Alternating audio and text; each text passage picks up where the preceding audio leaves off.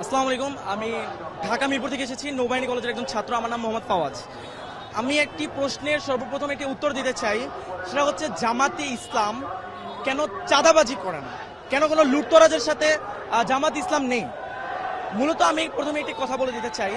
সেটা হচ্ছে, আমাদের অন্যান্য দল যদি আমরা দেখে থাকি গত 53 বছরে, আমাকে একটা দল আপনি আমাকে ইন্ডিভিজুয়াল দেখাবেন যে একটি সেবামূলক প্রতিষ্ঠান কিংবা কর্মসংস্থান তৈরি করেছে? কোনো দল পাবেন না। তাদের আইডিওলজি হচ্ছে নেতার পিছনে নেতাকর্মী ঘুরবে, জয় বাংলা নাইলে জয় বাংলাদেশ জিন্দাবাদ স্লোগান দিবে আর নেতার নাম নিবে। এটা হচ্ছে তাদের আইডিওলজি। জামাতের আইডিওলজি এটা নয়।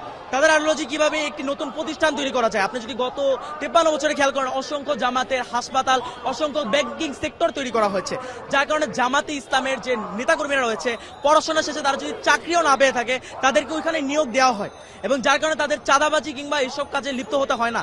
তারা একটি অর্থনৈতিক ভালো একটি কাজের মাধ্যমে তাদের জীবন বাহন করতে পারে। এবং জামাতের আদর্শ এবং অন্য একটি দলের আদর্শে ভিন্ন কোথায়? আমি একটি কথা বলতে চাই, অন্য একটি দলে আপনি সেন্ট্রাল থেকে টাকা পাবেন, টাকা যদি না পান আপনি চাঁদাবাজিতে লিপ্ত হবেন। আপনি বিএনপি বলুন, আওয়ামী লীগ বলুন, ছাত্রদল বলুন, ছাত্রলীগ বলুন, সবাই একই ক্যাটাগরি। আপনি ছাত্র শিবির বলুন যদি, বা জামাত ইসলাম বলুন, এদের অর্থ উৎস কিন্তু এইটা নয়। এদের অর্থ উৎসটা কোথায় আমি আপনাকে বলি। ক্লাস 9-এর একটি ছাত্র, আমার নামটা ঠিক মনে নেই, আমাদের গ্রামের বরিশালের একজন ভাই, সে ক্লাস 9-এ থাকতে তার বাবা মা মারা যায়। তার পড়াশোনা সে ছেড়ে দিবে ভেবেছে। তখন জামাত যে সংগঠন তার সাথে কথা বলে, যে তার সম্পূর্ণ ব্যবস্থা তারা গ্রহণ করে, তাকে সম্পূর্ণ শিক্ষিত করে, তাকে দেশের বাইরে পাঠায় পড়তে, এবং তাকে ডক্টর বানিয়ে বাংলাদেশে ফেরত আনে। এখন আমার প্রশ্ন, একজন বিবেকবান মানুষ জীবনেও কি তাকে যেই দলটা, যে সংগঠনটা এত উচ্চ একটা পর্যায়ে নিয়ে গিয়েছে, তাকে জাতীয় রাষ্ট্রের সম্পদ বানিয়েছে, তাকে কি, তার কাছে কি কোনো সাহায্য চাওয়া লাগবে দলটা থেকে? সে তো একজন বিবেকবান মানুষ, সে নিজে থেকে তার অর্থের 50% দান করে দেবে এই দলের জন্য। এই একটা কারণে জামাতের কারো কাছে চেয়ে খেতে হয় না।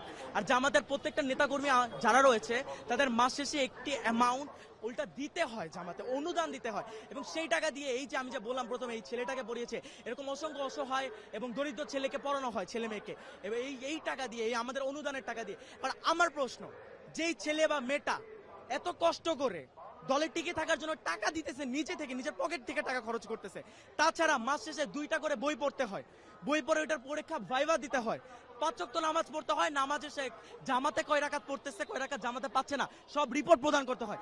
এত কষ্টের পরেও যে মানুষটাই দলে থাকবে, ওই মানুষটার কি নৈতিকতা নিয়ে কোনো প্রশ্নের আর কোনো দিক রয়েছে? ওই মানুষটা কি কোনো স্বার্থের জন্য দল করতেছে? ওই মানুষটার ভিতরে নৈতিকতা আছে বলেই মানুষটা দলটা করতেছে। এত কষ্ট পেরিয়েও এই দলের প্রতি সে তার ভালোবাসাটা রয়েছে। এখন আপনি আমাকে কোন দিক দেখাবেন? 71-এ যে আলবদর, তারপরে রাজাকার বলে, এই দিকটা দেখাবেন?